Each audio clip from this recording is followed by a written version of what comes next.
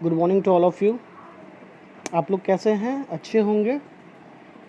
आप लोग का जो आने वाले जो इस महीने के 5 तारीख हैं यानी मंडे से जो जो भी क्लासेस या टेस्ट होंगे वो होंगे आपके पेरेंट्स एलाम के ऐप्स पे। तो आप सभी बच्चे प्ले स्टोर से जाके इस ऐप्स को डाउनलोड कर लेंगे और उसकी लॉगिन डिटेल्स जो है आपके मैसेज रजिस्टर्ड मोबाइल नंबर पे मैसेज के थ्रू आया होगा अभी तक।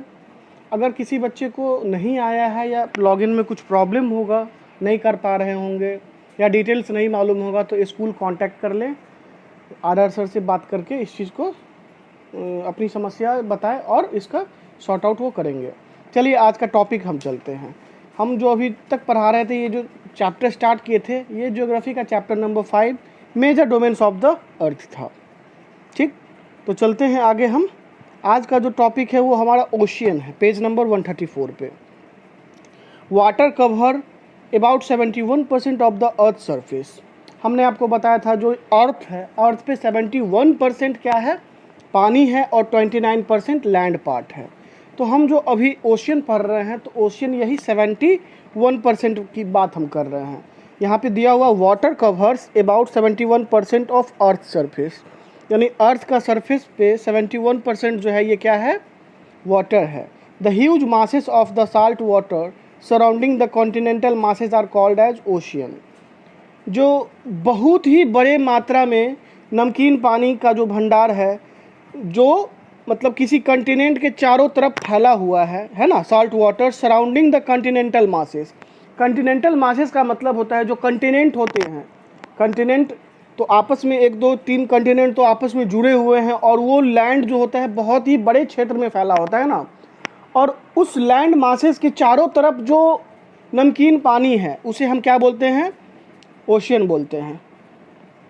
These oceans are the major part of hydrosphere and they are all interconnected। ये जो ओशियन है ये हाइड्रोस्फीयर के मेजर पार्ट हैं। हाइड्रोस्फीयर की ये क्या है, मेजर पार्ट हैं। कौन से? तो ओशियन जो है वो हाइड्रोस्फीयर के मेजर पार्ट होते हैं and they are all interconnected. और सभी ओशियंस जो हैं, सभी ओशियंस और सीज जो हैं आपस में एक दूसरे से कनेक्टेड होते हैं। कनेक्टेड मतलब जुड़े हुए। आप देखे होंगे जब पानी एक बहाव में बहता है, यानी पानी का लेवल हर जगह एक होता है। क्यों? क्योंकि वो सब एक दूसरे से कनेक्टेड है, एक से दूसरे कनेक्टेड हैं। तो वाटर लेवल जब भी बढ़ता है तो सब जगह एक समान बढ़ता है और घटता है तो सब जगह एक समान घटता है। क्यों? क्योंकि ये सब इंटरकनेक्टेड होते हैं। In order of their size the 4 major oceans in the world are. उनके साइज के अकॉर्डिंग हमने उन्हें 4 भागों में बांट रखा हुआ है। पहला द पैसिफिक ओशियन, दूसरा the Atlantic ocean, third the Indian ocean and the last one is the Arctic ocean. 4 कौन से बड़े ओशियन हैं? तो Pacific ocean, Atlantic ocean, Indian ocean and the Arctic ocean. अब हम जो पढ़ेंगे वो है हमारा पैसिफिक ओशियन। क्या है? Pacific ocean. तो पैसिफिक ओशियन को अभी हम स्टार्ट कर रहे हैं। Pacific ocean is the largest and the deepest ocean of the world. दुनिया की सबसे बड़ी और सबसे गहरी जो ओशियन है वो कौन है? वो है हमारा Pacific ocean. It is circular in shape. इसका शेप कैसा है? तो सर्कुलर है, गोलाकार है। It covers an area larger than the combined area of all the continents. अगर जितने भी 7 कंटिनेंट्स हैं उस सब को एक साथ जोड़ दे और उनका कंबाइंड एरिया जितना बड़ा होगा उससे भी बड़ा ये हमारा पैसिफिक ओशियन का एरिया है। Mariana trench, the deepest part of the earth, lies under the Pacific ocean. Trench का मतलब क्या होता है? ट्रेंच तो समुद्र के अंदर, महासागर के अंदर जो खाई होती है उसे ट्रेंच बोलते हैं। तो जिस प्रकार आप धरती पे भी देखते हैं, पहाड़ी इलाका में जाते हैं तो वहाँ ढलान बहुत ज़्यादा होता है और नीचे खाई होता है, इसी तरीके से हमारे पानी के अंदर समुद्र महासागर में भी बड़े बड़े खाई हैं। तो सबसे गहरा वाला पार्ट जो है समुद्र में उसे ट्रेंच बोलते हैं। वो मैरियाना ट्रेंच है, उसे कहा जाता है वो डीपेस्ट पार्ट ऑफ द अर्थ है, यानी दुनिया का सबसे डीपेस्ट पार्ट है, डीपेस्ट पार्ट ऑफ द अर्थ है, यानी धरती का सबसे गहरा भाग जो है वो मैरियाना ट्रेंच है जो पैसिफिक ओशियन के अंदर ही आता है। Several small masses of land called island and about 3/4 of the world active volcanoes are found in the Pacific Ocean. Pacific Ocean में दुनिया में जितने भी वोल्केनो हैं उसका 3/4 पार्ट जो है वो इस पैसिफिक ओशियन के इलाके में ही आता है। एक्टिव वॉल्केनो क्या होता है? जो आपने सुना होगा जिंदा ज्वालामुखी, तो धरती पे जितने भी एक्टिव वॉल्केनो हैं उसका 3/4 जो है वो इस पैसिफिक ओशियन में ही वो होते हैं। और पैसिफिक ओशियन में बहुत सारे छोटे छोटे आइलैंड भी हैं। आइलैंड क्या होता है? तो ज़मीन का वो छोटा छोटा टुकड़ा जो बहुत बड़ा साइज़ का नहीं होता है और जो पानी के से चारों तरफ से घिरा होता है, उसे आइलैंड बोलते हैं। तो पैसिफिक ओशियन में आपको बहुत सारे छोटे छोटे आइलैंड भी हैं और अर्थ पे जितने भी एक्टिव वॉल्केनो हैं उसका 3/4 जो है वो पैसिफिक ओशियन में है। अब दूसरा हम आ रहे हैं अटलांटिक ओशियन। अटलांटिक ओशियन क्या है, अभी हम इसको पढ़ेंगे। The Atlantic ocean is the second largest ocean of the world. Atlantic ocean जो है दुनिया का दूसरे नंबर का, ये मतलब बड़ाई में दुनिया का दूसरा सबसे बड़ा महासागर है। इसका शेप कैसा है? तो एस शेप है। एस का शेप जैसा होता है इसका शेप किसका? तो अटलांटिक ओशियन का जो शेप है उसका शेप कैसा है? तो एस है। Atlantic ocean is the busiest ocean from the point of view of trade and commerce. अगर व्यापार की दृष्टि से, ट्रेड की दृष्टि से अगर देखें तो ये दुनिया का सबसे बिजिएस्ट ओशियन है। क्यों? क्योंकि ट्रेड रूट इसके थ्रू होके पास होता है। ट्रेड रूट यानी अटलांटिक ओशियन से होके बहुत सारे जहाज़ जो हैं जिस पे माल लदे होते हैं, जो एक देश से दूसरे देश जाते हैं व्यापार के लिए। यानी जैसे हमारा इंडिया कुछ सामान एक्सपोर्ट करता है, इंपोर्ट करता है, यानी भेजता है और किसी दूसरे देश से मंगाता है, तो ये समुद्र होके ही जाता है ना। तो समुद्र में भी रास्ता होता है। तो व्यापार का जो रास्ता होता है, सबसे बिजिएस्ट ओशियन, यानी इस ओशियन को, अटलांटिक ओशियन को सबसे बिजिएस्ट ओशियन क्यों कहते हैं? क्योंकि इस रास्ते से होके दुनिया की तमाम कंट्रीज जो हैं वो इसी रूट का इस्तेमाल व्यापार के लिए करती है। It's indented coastline provide site for natural harbours. North and south America lies to its west and Europe and Africa lies on its eastern side. North and south America, north America और south America जो दो continent हैं इसके west में पड़ते हैं और Europe इसके North and south America lies to its west and Europe and Africa lies on its eastern side. यानी अटलांटिक ओशियन के वेस्ट साइड में नॉर्थ एंड साउथ अमेरिका पड़ता है और ईस्ट साइड में आपका यूरोप और अफ्रीका पड़ता है। अब हम आ रहे हैं Indian ocean. The Indian ocean is the only ocean that is name after a country. Indian ocean जो है ये इकलौता एक महासागर है जिसका नाम किसी देश के नाम के ऊपर इसका नाम है। इंडियन ओशियन, जैसा कि नाम आपने देख रखा है, इंडिया एक कंट्री है, जो हम लोग का कंट्री है वो इंडिया, तो हमारे देश के नाम पे ही इस महासागर का नाम पड़ा है, Indian ocean. It is more और less triangular in its shape. इसका जो शेप है, अगर कहें तो एग्जैक्ट तो नहीं, लेकिन लगभग इसका शेप जो है वो कैसा है? तो ट्रायंगुलर शेप है। It is bound bye Asia in the north. यानी इंडियन ओशियन के नॉर्थ में क्या है? एशिया है। अफ्रीका इसके वेस्ट में है। ऑस्ट्रेलिया इसके ईस्ट में है। फिर से सुन लीजिए, it is bound bye Asia in the north. ये घिरा हुआ है, इसके नॉर्थ में क्या है? एशिया है। Africa in the west, Africa इसके वेस्ट में है और ऑस्ट्रेलिया इसके ईस्ट में है। There are many submarine ridges like the Lakshadweep, Chagos and Carlsberg.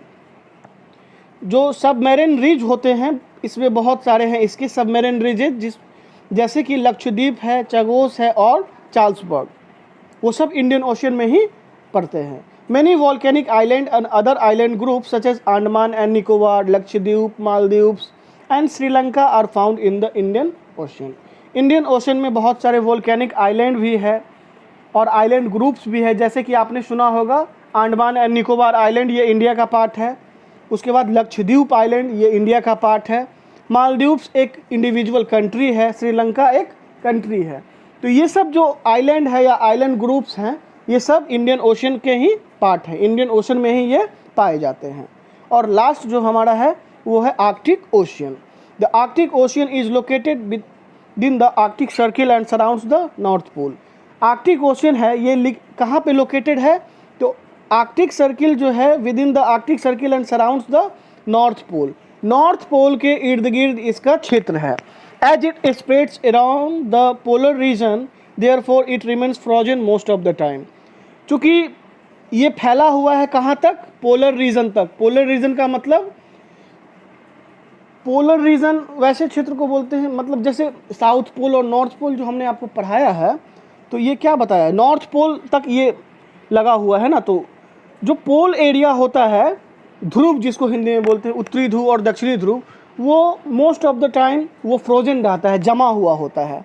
तो चूँकि आर्कटिक ओशियन जो है वो नॉर्थ पोल तक गया हुआ है उसका क्षेत्र, इसीलिए वो ओशियन जो है मोस्ट ऑफ द टाइम साल भर वो जमा हुआ होता है। अगर नहीं भी जमा होता है तो उस समुद्र, उस पानी के नीचे बहुत बड़े बड़े आइसबर्ग्स होते हैं, बर्फ़ के चट्टान होते हैं, जो कभी कभी दिखते भी हैं समुद्र के ऊपर तैरते हुए और कभी कभी वो नहीं भी दिखते हैं, पहाड़ की तरह रहते हैं समुद्र के नीचे। और उस होके जो भी जहाज़ जाती है, उस जहाज़ को वो, उससे टकरा के वो जहाज़ डिस्ट्रॉय हो जाता है और डूब जाता है।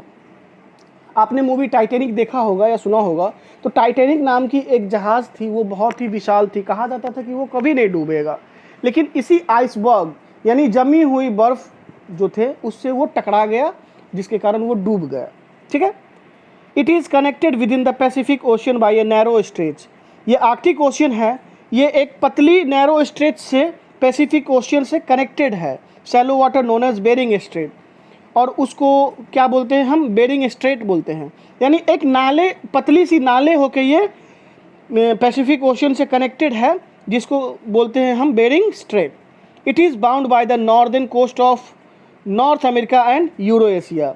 ये घिरा हुआ है किससे? तो नॉर्थ अमेरिका और यूरोप और एशिया के क्षेत्रों से। There is another ocean which is known as Southern Ocean और अंटार्कटिक ओशियन। एक दूसरा ओशियन भी है जिसको हम साउदर्न ओशियन या अंटार्कटिक ओशियन के नाम से जानते हैं। It is found south of 40 degree south longitude. ये कहाँ पाया जाता है? तो 40 डिग्री साउथ लॉन्गिट्यूड पे। It is an extension of the Pacific, Atlantic and Indian ocean. ये ओशियन जो है, जिसे हम साउदर्न ओशियन या अंटार्कटिक ओशियन बोलते हैं, इसका जो मतलब लोकेशन है ये क्या है? तो it is found south of 40 degree south longitude, यानी 40 डिग्री साउथ लॉन्गिट्यूड इसका लोकेशन है। और ये जो है पैसिफिक, अटलांटिक और इंडियन ओशियन का ये एक्सटेंशन है। एक्सटेंशन यानी बाहरी क्षेत्र, यानी उसी का फैलाव है। It's surround the continent of Antarctica. ये अंटार्कटिका कंटिनेंट के इर्द गिर्द फैला हुआ। It surrounds the continent of Antarctica. Antarctica continent तक ये फैला हुआ है, ये सराउंड वहाँ तक। अब चलते हैं next page, page number 135। The ocean floor is not completely flat. Ocean तो आपने देखा, ओशियन का वाटर लेवल तो पूरी दुनिया में एक जैसा है, कहीं भी 1 इंच नीचे और 1 इंच ऊपर नहीं है।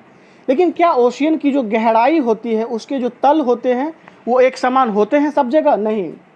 आपने देखा होगा समुद्र के किनारे लोग जाके नहाते हैं, तो नहाते हैं इसीलिए ना, जो वहाँ का जो किनारा है वो गहरा नहीं होता है।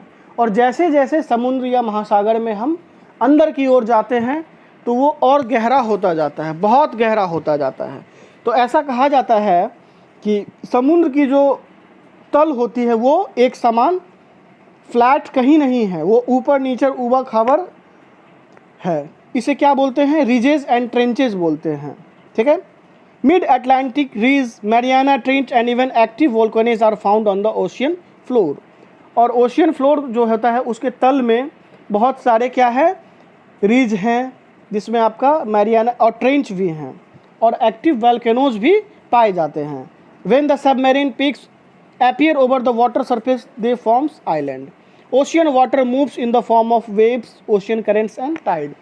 आपने देखा होगा समुद्र का पानी जो होता है वो लहर की तरह होता है, लहर से आगे बढ़ता है, यानी वो लहर के रूप में होता है, वो ऊपर नीचे करते हुए होता है। यानी उसका पानी जो है वो स्टेबल नहीं होता है।